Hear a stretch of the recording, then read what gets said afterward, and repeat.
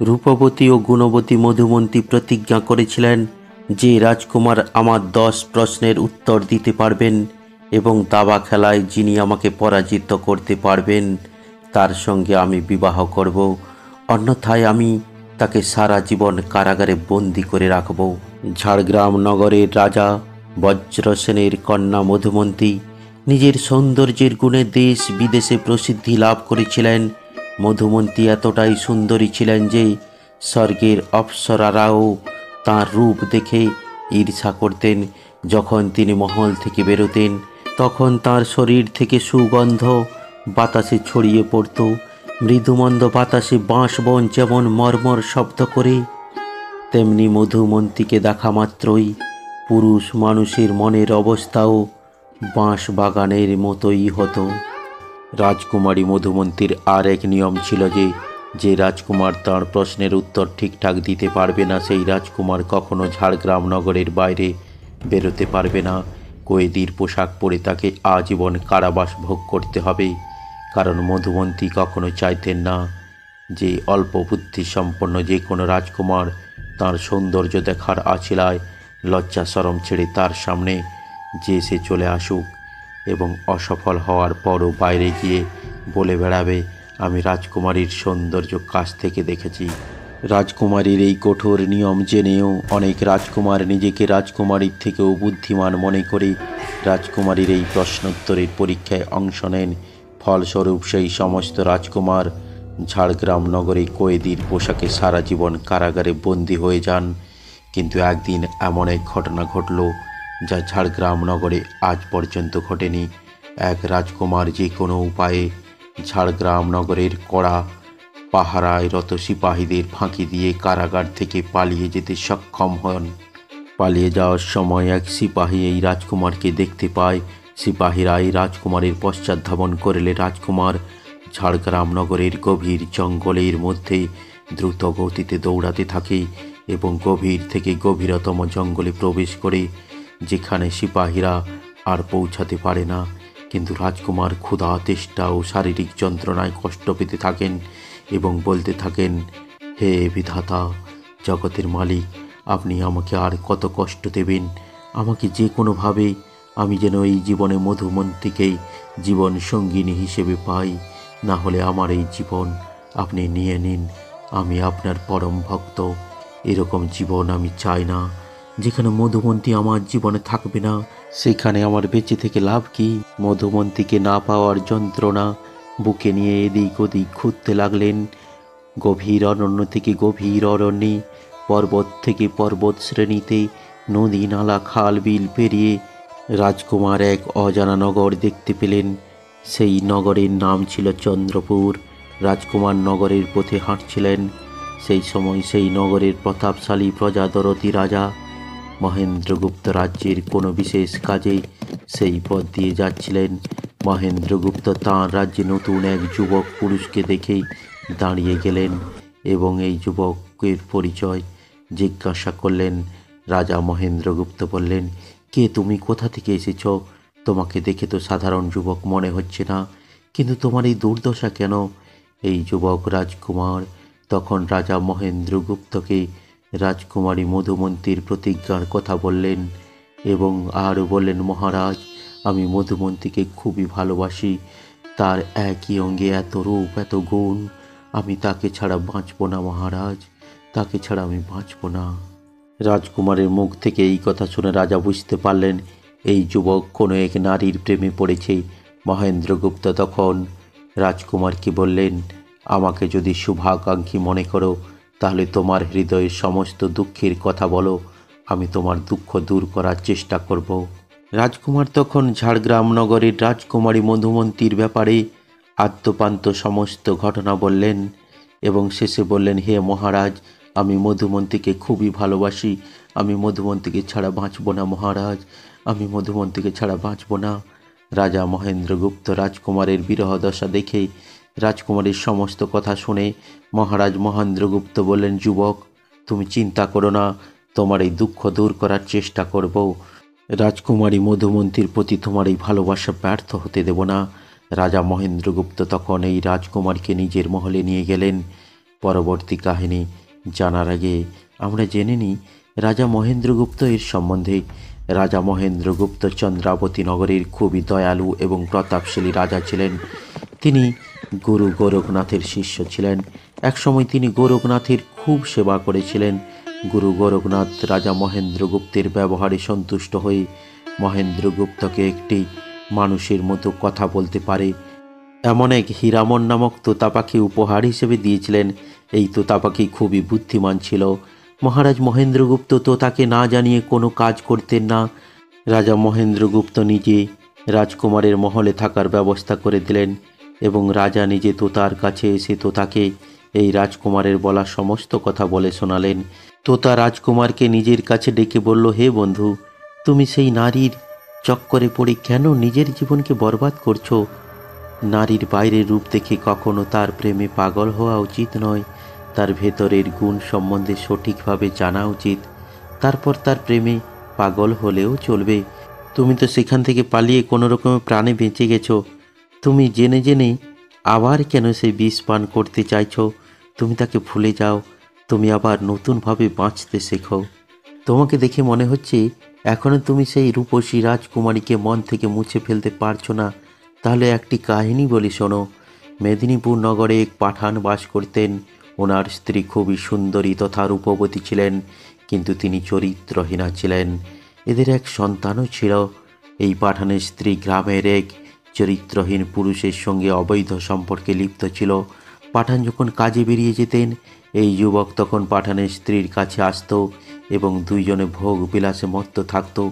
পাঠানের আসার সময় হলে এই পরপুরুষ ঘরের পেছনের দরজা দিয়ে পালিয়ে যেত। একদিন এদের সেই পুত্র সন্তান তার মায়ের সঙ্গে অন্য পুরুষকে দেখে ফেলে। পাঠান বাড়িতে এলে তার পুত্র সব কথা তার পিতাকে বলে দেয়। তখন পাঠান রাগে ক্রোধে ফেটে পড়ে এবং নিজের স্ত্রীকে বকাবকি করে এবং মারপিট করতে থাকে এবং বাড়ি থেকে বের করে দেয়।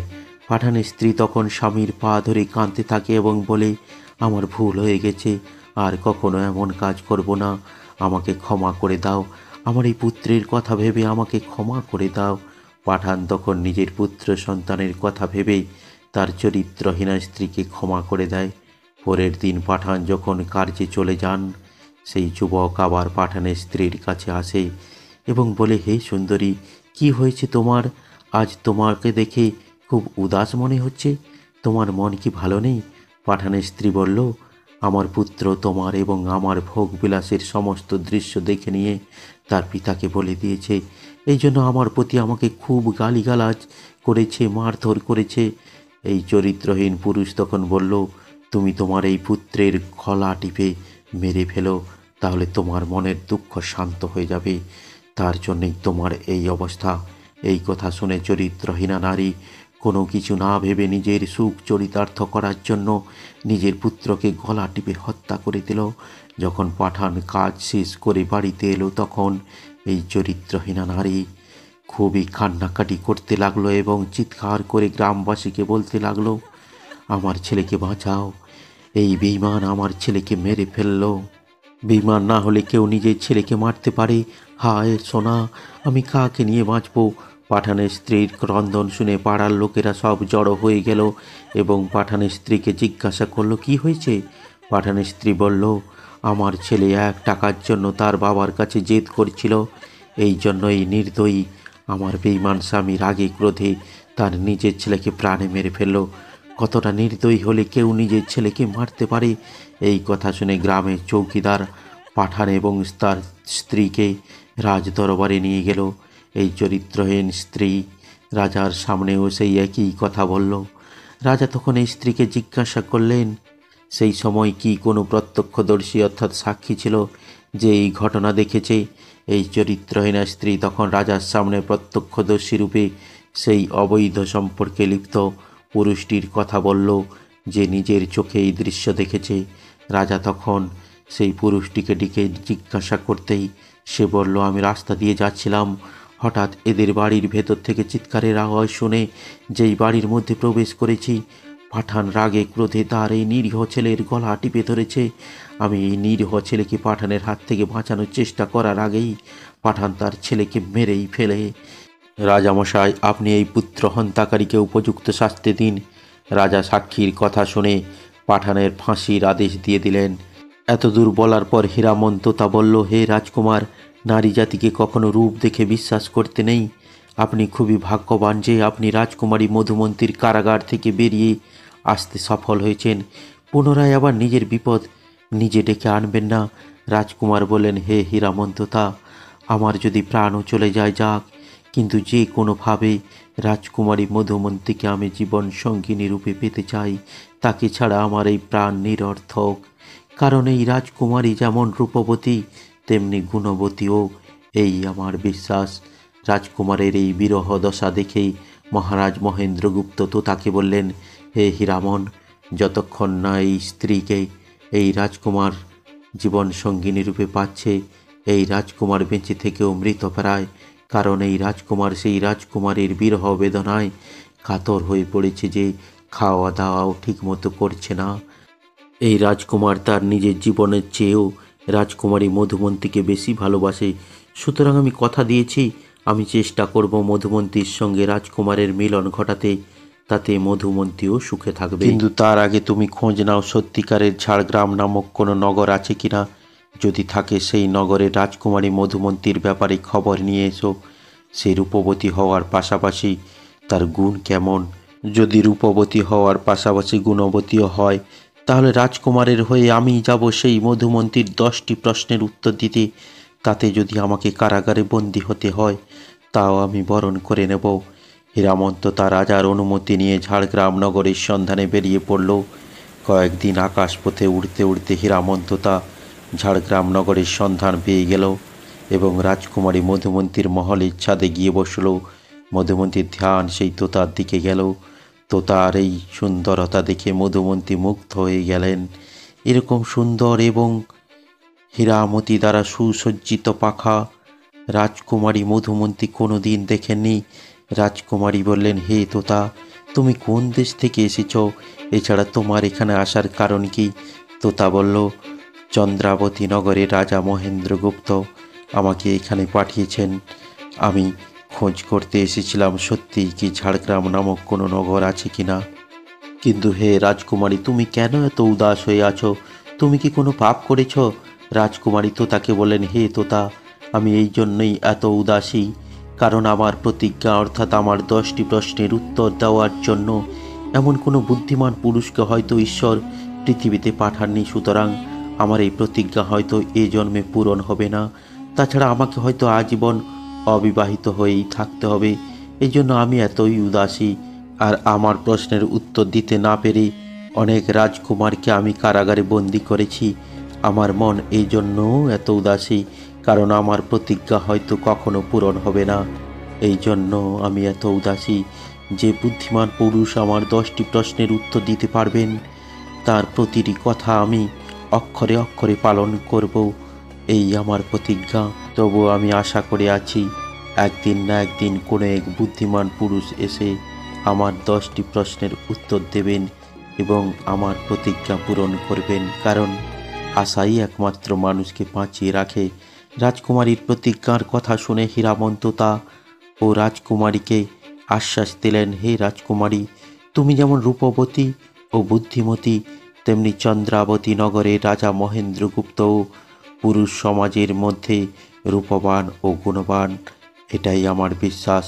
তোমার 10টি প্রশ্নের উত্তর আমার প্রভু মহেন্দ্রগুপ্ত দিতে পারবেন এবং আপনার আশা পূরণ করবেন। রাজকুমারী তখন তোতাকে বললেন, হে তোতা, আমি তোমার রূপবান ও গুণবান প্রভু মহেন্দ্রগুপ্তের প্রতীক্ষায় রইলাম। দেখে ঈশ্বর আমার জন্য তোমার প্রভু মহেন্দ্রগুপ্তকে পাঠিয়েছেন কিনা। তোমার প্রভু যদি আমার 10টি প্রশ্নের উত্তর দিতে পারেন, তাহলে আমি তোমার প্রভুর প্রতি সম্পূর্ণ নিজেকে সমর্পণ করে দেব। আমি তাকে দেবতা হিসাবে মান্য করব। তিনি যা বলবেন আমি মেনে নেব। আমি এই আশায় রইলাম। হীরামন তোতা বুঝতে পারল মধুমন্তীর হৃদয় উপর থেকে বজ্রের মতো কঠিন মনে হলেও ভেতরটা ফুলের মতো কোমল। মধুমন্তীর হৃদয় বজ্রাদপি কঠোরানি মৃদুনি কুসুমাদপি। তোতা রাজকুমারী মধুমন্তীর কাছ থেকে বিদায় নিয়ে কিছুদিন আকাশে উড়তে উড়তে চন্দ্রাবতী নগরে অর্থাৎ নিজের প্রিয় রাজা মহেন্দ্রগুপ্তের কাছে এলেন এবং বললেন, হে মহারাজ, রাজকুমারী রং রূপ যৌবন দেখার মতো অর্থাৎ দর্শনের যোগ্য। কথা সত্যি যে কেউ একবার দেখা মাত্রই তাকে পাওয়ার মোহ কখনো ছাড়তে পারবে না, কিন্তু মহারাজ, তার স্বভাব অর্থাৎ তার হৃদয় উপর থেকে বজ্রের মতো কঠিন মনে হলেও ভেতরে তিনি ফুলের মতো কোমল। তিনি আশায় বসে আছেন সেই পুরুষকে দর্শনের লালসায়, যিনি তার 10টি প্রশ্নের যথাযথ উত্তর দিতে পারবেন। আবার তিনি কখনো কখনো উদাস মনে বসে থাকেন, এই জন্মে তার এই প্রতিজ্ঞা পূরণ হবে না। তিনি এইরকম বুদ্ধিমান পুরুষের নিকট নিজেকে সমর্পণ করে দেবেন। তিনি যা বলবেন তার প্রতিটি কথা দেব কথা ভেবে অক্ষরে অক্ষরে পালন করবেন। তো তার মুখে এই সব কথা শুনে পরের দিন রাজা তোতাকে সঙ্গে নিয়ে ঝাড়গ্রাম নগরের উদ্দেশ্যে রওনা দিলেন। কিছুদিন পথ চলার পর রাজা মধুমন্তীর নগর ঝাড়গ্রামে পৌঁছে গেলেন। সেখানে পৌঁছে রক্ষীদের দ্বারা আগমনের বার্তা পৌঁছলেন। যখন দাসীরা রাজকুমারীকে রাজা মহেন্দ্রগুপ্তের আগমনের খবর শোনালেন, তখন রাজকুমারী দাসীদেরকে বললেন, রাজা মহেন্দ্রগুপ্ত কি আমার সমস্ত শর্তের কথা জানেন? যদি সব শর্তের কথা বুঝে গেছেন তাহলে ওনাকে যথোচিত সম্মানপূর্বক অতিথি নিবাসে থাকার বন্দোবস্ত করো। সেবকরা রাজকুমারীর কথায় রাজাকে যথোচিত সম্মানপূর্বক অতিথি নিবাসে নিয়ে এলেন। রাত্রি হতেই রাজকুমারী বিভিন্ন অলঙ্কারে সজ্জিত হয়ে সেবকদের দ্বারা রাজা মহেন্দ্রগুপ্তকে নিজের কক্ষে ডেকে পাঠালেন এবং সামনে বসালেন। রাজকুমারী বললেন, আপনি যদি আমার 10টি প্রশ্নের যথাযথ উত্তর দিতে পারেন এবং আমাকে দাবা খেলায় পরাজিত করতে পারেন, তাহলে আপনার প্রতি আমি সম্পূর্ণ সমর্পিত হয়ে যাব। কিন্তু এর অন্যথা হলে কয়েদির পোশাক পরিয়ে আপনাকে আজীবন কারাগারে বন্দি করে রাখব। মহেন্দ্রগুপ্ত বললেন, তুমি তোমার প্রশ্ন বলতে শুরু করো রাজকুমারী। রাজকুমারী তখন প্রশ্ন বলতে শুরু করলেন। রাজকুমারীর প্রথম প্রশ্ন হলো, রাজকুমারী বললেন, আমার প্রথম প্রশ্ন হলো, জল আছে কিন্তু দেখা যায় না, এরকম কি পুকুর আছে? কোন গাছ ডাল ছাড়া হয়? কোন পাখি ডানাবিহীন হয়? রাজা মহেন্দ্রগুপ্ত গুরু গোরখনাথকে স্মরণ করে প্রশ্নের উত্তর দিতে শুরু করেন। চক্ষু হলো জল ছাড়া পুকুর, মৃত্যু হলো বিনা ডালের গাছ, জীব হলো বিনা ডানার পক্ষী। কখনকার মৃত্যু হবে কেউ বলতে পারে না। রাজকুমারী এখন রাজা মহেন্দ্রগুপ্তকে বললেন, আপনি আমার দ্বিতীয় প্রশ্নের উত্তর দিন। কোন তপস্বিনী যিনি নিত্য তপস্যা করেন? এমন কে আছেন যিনি প্রতিদিন সকালে উঠে স্নান করেন? কে সমস্ত রস বের করে আর কে সমস্ত রস পান করে? রাজা মহেন্দ্রগুপ্ত আবার গোরখনাথকে প্রণাম করে উত্তর দিতে লাগলেন। তিনি বললেন, সূর্য এমন এক তপস্বী যে নিত্য তপস্যা করে। ব্রাহ্মণ প্রতিদিন সকালে উঠে স্নান করেন। দেবরাজ ইন্দ্র বর্ষারূপে সমস্ত রস বের করেন এবং ধরণী অর্থাৎ পৃথিবী সমস্ত রস পান করে। রাজা মহেন্দ্রগুপ্তের জ্ঞানগর্ভ উত্তর শুনে রাজকুমারী মধুমন্তী প্রসন্ন হলেন এবং রাজকুমারী মধুমন্তী বললেন, হে রাজন, আপনি আমার তৃতীয় প্রশ্নের উত্তর দেওয়ার জন্য প্রস্তুত থাকুন। এমন কি জিনিস আছে যা স্ত্রীরা করতে পারে না? এমন কি জিনিস যা সমুদ্রও ডোবাতে পারে না? এমন কি জিনিস আছে যা অগ্নিতেও জ্বলে না? এমন কি জিনিস আছে যা কালও গ্রাস করতে পারে না? রাজা মহেন্দ্রগুপ্ত বললেন, এক স্ত্রী তার নিজের পুত্রের সঙ্গে স্ত্রীরা করতে পারে না। কীর্তি বা যশ যা সমুদ্রও ডোবাতে পারে না। ধর্ম যা অগ্নিতেও জ্বলে না। নাম এমন এক বস্তু যা কালও গ্রাস করতে পারে না।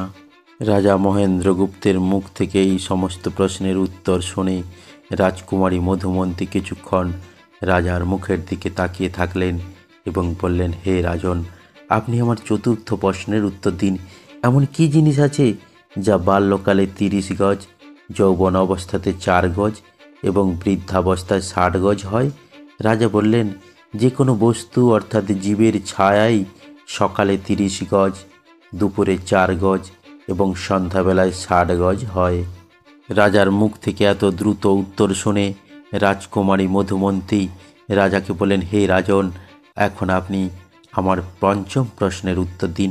এমন কি জিনিস যা সর্বদা পরিবর্তন হয় কিন্তু কখনো পরিবর্তন হয় না? রাজা মহেন্দ্রগুপ্ত রাজকুমারীকে বললেন, হে রাজকুমারী, সংসারে সব কিছুই পরিবর্তন হয়।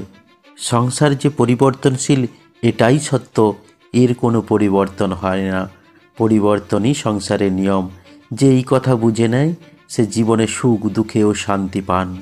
রাজকুমারী মধুমন্তী এখন রাজা মহেন্দ্রগুপ্তকে ষষ্ঠ প্রশ্ন জিজ্ঞেস করলেন। বললেন, বলা হয় মনুষ্যের ভাগ্যে যা আছে তাই ঘটবে। যদি প্রতিটি জিনিস প্রথম থেকেই ধার্য হয়ে থাকে, অর্থাৎ আমাদের ভাগ্য নির্ধারণ করাই আছে, তাহলে কর্ম করার কি প্রয়োজন? রাজা বললেন, ভাগ্য এবং কর্ম দুই সাথে সাথে চলে। ভাগ্য আমাদের পূর্বজন্মের কর্মফল, কিন্তু বর্তমান কর্ম দ্বারাই আমরা আমাদের ভবিষ্যৎ বদলাতে পারি। কোনো কৃষক যদি তার জমিতে কোনো কিছু যদি বপন না করেন এবং বলেন তার ভাগ্যে যা আছে তাই হবে, তাহলে কি সেই কৃষক বসে বসে বাড়িতে খাওয়ার পেয়ে যাবেন? তা কখনো সম্ভব নয়। তাকে পরিশ্রম করতে হবে, জমিতে বীজ বপন করতে হবে, জল দিতে হবে, তাহলেই ফসল ফলবে। এইভাবে কর্ম আমাদের প্রয়াস এবং ভাগ্য তারই পরিণাম। রাজার উত্তরে অত্যন্ত প্রসন্ন হয়ে রাজকুমারী আবার সপ্তম প্রশ্ন জিজ্ঞাসা করলেন। রাজকুমারী মধুমন্তীর সপ্তম প্রশ্নটি হল, মানুষকে সংসারে সবথেকে বেশি ধোঁকা কে দেয়? রাজা বললেন, হে রাজকুমারী, মনুষ্যকে সংসারে সবথেকে বেশি ধোঁকা তার মনই দেয়। মনই এমন শক্তি যা আমাদের সত্য অসত্য, মোহ, বৈরাগ্য, প্রেম এবং ঘৃণা, সুখ এবং দুঃখের মধ্যে ডুবিয়ে রাখে। তার মনে হয় বাইরের দুনিয়া তাকে ধোঁকা দিচ্ছে, কিন্তু বাস্তবে বাইরের দুনিয়া শুধুমাত্র একটি দর্পণ। যা কিছু মনের মধ্যে চলছে তাই সংসারে প্রকটিত হয়। রাজকুমারী মধুমন্তী বললেন, বাহ, এর থেকে ভালো উত্তর কেউ দিতে পারবে না। হে রাজন, এখন আপনি আমার অষ্টম প্রশ্নের উত্তর দিন। যদি সুখ এবং দুঃখ দুই অস্থায়ী, তাহলে মনুষ্য দুঃখকে এত ভয় পায় কেন? সুখকে ধরে বা রাখতে চায় কেন? রাজা মহেন্দ্রগুপ্ত বললেন, হে রাজকুমারী, মনুষ্য অজ্ঞানতার কারণে এ সব কিছুই ভুলে যায় যে আসলে সংসারে কোনো কিছুই স্থায়ী নয়। এই সংসার পরিবর্তনশীল।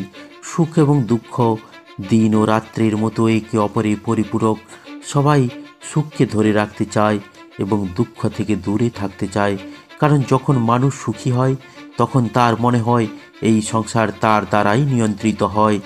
সে মনে মনে ভাবে তার ভাগ্য সব থেকে ভালো। তার মনে হয় সে যা চাইছে সব কিছু তার কথা মতোই হচ্ছে এবং সর্বদা এই রকমই চলতে থাকবে। কিন্তু এইরকম চিন্তা ভাবনা তার সব থেকে বড় ভুল। এইভাবে যখন দুঃখ আসে তখন মনুষ্য নিজের উপর নিয়ন্ত্রণ হারিয়ে ফেলে। তার মনে হয় সব কিছু তার বরবাদ হয়ে যাচ্ছে। প্রকৃতপক্ষে এটাই সত্য যে দুঃখ ততটাই ভোগ করতে হয় যতটা সুখ ভোগ করতে হয়। তাই বলা হয়, সুখানি দুঃখানি চ চক্রবৎ পরিবর্তন্তে, অর্থাৎ সুখ ও দুঃখ চাকার মতো ঘোরে। এরপর রাজকুমারী মধুমন্তী নবম প্রশ্ন জিজ্ঞাসা করলেন। বললেন, হে রাজন, এই সংসার কি কেবলমাত্র এক ভ্রম? রাজা মহেন্দ্রগুপ্ত বললেন, শোনো রাজকুমারী, এই সংসার অস্থায়ী। একে পূর্ণরূপে বাস্তবিক বলা যায় না। যে জিনিস স্থায়ী হয় না তাকে ভ্রমই বলা হয়। ঈশোপনিষদে বলা হয়েছে, ব্রহ্ম সত্যম জগৎ মিথ্যা, অর্থাৎ ব্রহ্মই সত্য, এই সংসার এক মায়া। হে রাজকুমারী, আমরা যা দেখি তা কেবল 5 ইন্দ্রিয় পর্যন্তই সীমিত। আমরা যখন স্বপ্ন দেখি তা আমাদের কাছে পুরো বাস্তব মনে হয়, কিন্তু ঘুম ভাঙার পর তা আমাদের কাছে মনে হয় এই কেবল এক ভ্রম। এই সংসারও জাগৃত অবস্থায় এক স্বপ্নের মতো। সত্য সেই জিনিস যা কোনো দিনই নষ্ট হয় না। সত্য কেবল আত্মা এবং পরমাত্মা। রাজার মুখে এই প্রশ্নের উত্তর শুনে রাজকুমারী মধুমন্তী বললেন, হে রাজন, যদি আত্মা ও পরমাত্মা সত্য হয় তাহলে মনুষ্যের জন্মের আগে এবং পরের ঘটনা কিছু মনে থাকে না কেন? রাজা মহেন্দ্রগুপ্ত রাজকুমারী মধুমন্তীর শেষ প্রশ্ন অর্থাৎ দশম প্রশ্নের উত্তরে বললেন, হে রাজকুমারী, কারণ প্রকৃতি আমাদের ভুলে যাওয়ার বরদান দিয়েছে। যাতে আমরা আগের জন্মের বন্ধন থেকে মুক্ত হয়ে নতুন অনুভবের দ্বারা বেঁচে থাকি। যদি আগের জন্মের সব কিছু মনে থাকতো তাহলে মনুষ্য আগের জন্মের সুখ ও দুঃখের কথা ভেবে সব সময় চিন্তা ভাবনা করতে থাকতো, এই জীবনকে ঠিকভাবে পরিচালিত করতে পারত না। স্মৃতির নাশই হলো নতুন সৃষ্টি, অর্থাৎ যখন পুরনো কথা মানুষ ভুলে যায় তখন নতুন জীবনের সৃষ্টি হয়। কিছু মানুষ গভীর ধ্যান ও সাধনার দ্বারা নিজের পূর্ব জীবনের কিছু ঘটনা জানতে পারেন, কিন্তু তা দেখা এত সহজ নয়। মৃত্যুর পর আত্মা নতুন শরীরে প্রবেশ করে এবং এক নতুন জীবনের আরম্ভ হয়। মানুষের যদি আগের জন্মের সব কিছু মনে থাকতো তাহলে সে নতুন উদ্যমে জীবনকে পরিচালিত করতে পারত না। রাজা মহেন্দ্রগুপ্ত এইভাবে রাজকুমারী মধুমন্তীর 10টি প্রশ্নের উত্তর যথাযথ দিয়ে দিলেন। রাজকুমারী মধুমন্তী রাজা মহেন্দ্রগুপ্তের এই বুদ্ধিমত্তা দেখে আশ্চর্যান্বিত হয়ে গেলেন এবং পরক্ষণে বললেন, হে রাজন, এখনও আমার সমস্ত শর্ত পূরণ হয়নি, এখনও আমাকে দাবা খেলায় পরাজিত করতে হবে। রাজা মহেন্দ্রগুপ্ত দাবা খেলায়ও এক পারদর্শী ব্যক্তি ছিলেন। রাজা মহেন্দ্রগুপ্ত এবং মধুমন্তীর মধ্যে দাবা খেলা শুরু হয়ে যায়। শেষ পর্যন্ত রাজা মহেন্দ্রগুপ্ত মধুমন্তীকে দাবা খেলায়ও পরাজিত করে দেন। রাজকুমারী মধুমন্তী তখন ঈশ্বরকে ধন্যবাদ জানিয়ে বললেন, হে পরমেশ্বর, আজ আমার প্রতিজ্ঞা আপনি মহারাজা মহেন্দ্রগুপ্তের মধ্য দিয়ে পূরণ করলেন। রাজকুমারী মধুমন্তী তখন রাজা মহেন্দ্রগুপ্তকে হাত জোড়ো করে প্রণাম নিবেদন করলেন এবং বললেন, হে রাজন, আমি আজ মেনে নিলাম পৃথিবীতে আপনিই একমাত্র বুদ্ধিমান পুরুষ যিনি এই 10টি প্রশ্নের উত্তর দিলেন। আপনি আমার দেবতা, আপনিই আমার প্রভু, আপনিই আমার ঈশ্বর, আপনি আমার ধ্যান ও জ্ঞান, আপনিই আমার প্রণাম নেবেন মহারাজ। রাজকুমারী মধুমন্তী কক্ষ থেকে বেরিয়ে প্রসন্ন চিত্তে পিতার কাছে গেলেন এবং সমস্ত বৃত্তান্ত বললেন। রাজা বজ্রসেন এই সুসংবাদ পেয়ে অত্যন্ত প্রসন্ন হলেন এবং মন্ত্রীকে ডেকে রাজা মহেন্দ্রগুপ্তকে নিজের কাছে ডাকলেন এবং রাজা মহেন্দ্রগুপ্তকে অত্যন্ত আদর ও আপ্যায়নের সহিত অভ্যর্থনা জানালেন। রাজা মহেন্দ্রগুপ্ত তখন বললেন, হে মহারাজ, আমি আপনার কন্যার সমস্ত প্রশ্নের উত্তর দিয়েছি এবং দাবা খেলায়ও পরাজিত করেছি। এখন আপনি আপনার কন্যাকে আমার সাথে পাঠিয়ে দিন। রাজা বজ্রসেন তখন বললেন, আমি কোনো এক শুভ মুহূর্ত দেখে আমার কন্যা মধুমন্তীর সঙ্গে আপনার বিবাহ দিয়ে আপনার সঙ্গে পাঠাবো। তখন রাজা মহেন্দ্রগুপ্ত বললেন, হে রাজন, আমার বিবাহ রাজকুমারী মধুমন্তীর সঙ্গে কখনোই সম্ভব নয়, কারণ আপনার কন্যা অপরের সম্পদ। এই কথা শুনে রাজা বজ্রসেন অবাক হয়ে জিজ্ঞাসা করলেন, এ আপনি কি কথা বলছেন? আপনি আমার মেয়েকে পরের সম্পদ বলছেন কেন? এ তো আজ থেকে আপনারই সম্পদ। রাজা মহেন্দ্রগুপ্ত বললেন, মহারাজ, যে রাজকুমারদের আপনার কন্যা বন্দি করে রেখেছিলেন তাদের মধ্যে এক রাজকুমার কারাগার থেকে পালিয়ে গিয়েছিল এবং সে তার নিজের রাজপাট ত্যাগ করে জঙ্গলের মধ্যে এদিক ওদিক ঘুরছিল। একদিন সে আমার রাজ্যে এলো এবং দৈববশত আমি সেই রাস্তা দিয়ে যাচ্ছিলাম। তাকে সেই অবস্থায় দেখে আমি তার ব্যাপারে জানতে চাইলে সে প্রথম থেকে তার শেষ পর্যন্ত সমস্ত ঘটনা বলে শোনালো এবং সেই রাজকুমার আপনার কন্যাকে এতটাই ভালোবাসে যে আপনার কন্যাকে ছাড়া সে প্রাণে বাঁচবে না। আমি তাকে কথা দিয়েছিলাম আপনার কন্যা মধুমন্তীর সঙ্গে তার মিলন ঘটাবো। যে রাজকুমার তার প্রাণের চেয়ে বেশি আপনার কন্যা মধুমন্তীকে ভালোবাসে, রাজকুমারী মধুমন্তী প্রকৃতপক্ষে তারই সম্পদ। আমি সেই রাজকুমারীর সঙ্গে আপনার কন্যা মধুমন্তীর বিবাহ দিতে চাই। এ বিষয়ে আপনার যদি অনুমতি থাকে তবেই। এই কথা শুনে বজ্রসেন বললেন, আপনি সত্যিই ধন্য। আপনি এক অপরিচিত ব্যক্তির জন্য এত কষ্ট সহ্য করেছেন। আমার কন্যার প্রশ্নের সঠিক উত্তর দিতে না পারলে কারাগারে আজীবন থাকতে হবে জেনেও আপনি পরের জন্য এত কষ্ট সহ্য করেছেন। আপনি শুধু বুদ্ধিমান নন, আপনি সত্যিকারের প্রজাদরদি। আপনি জগতের সবাইকে নিজের মনে করেন, অর্থাৎ বসুধৈব কুটুম্বকম। সত্যি আপনার মতো ধার্মিক ও বুদ্ধিমান পুরুষ জগতে খুবই দুর্লভ। আপনি আমার কন্যার প্রভু, দেবতা। আপনি যার সঙ্গে বিবাহ দেবেন আশা করি আমার কন্যা তার সঙ্গে সুখেই থাকবে, এই আমার বিশ্বাস। তারপর রাজা মহেন্দ্রগুপ্ত তো তাকে পাঠিয়ে সেই রাজকুমারকে ঝাড়গ্রাম নগরে নিয়ে এলেন এবং বিধিপূর্বক রাজকুমারী মধুমন্তীর সঙ্গে সেই রাজকুমারের বিবাহ দিলেন এবং কারাগারে বন্দী থাকা সমস্ত রাজকুমারকে মুক্তি দিয়ে দিলেন। রাজকুমার ও মধুমন্তী মহেন্দ্রগুপ্তের আশীর্বাদ নিয়ে নতুন জীবন শুরু করলেন। রাজকুমার ও রানী মধুমন্তী দুজনে আনন্দপূর্বক দিন কাটাতে থাকলেন। রাজা মহেন্দ্রগুপ্তের যশ ও খ্যাতি চারিদিকে ছড়িয়ে পড়ল। রাজা মহেন্দ্রগুপ্ত বজ্রসেনের কাছ থেকে বিদায় নিলেন এবং নিজের তোতা হীরামনকে সঙ্গে নিয়ে নিজ দেশের উদ্দেশ্যে যাত্রা করলেন।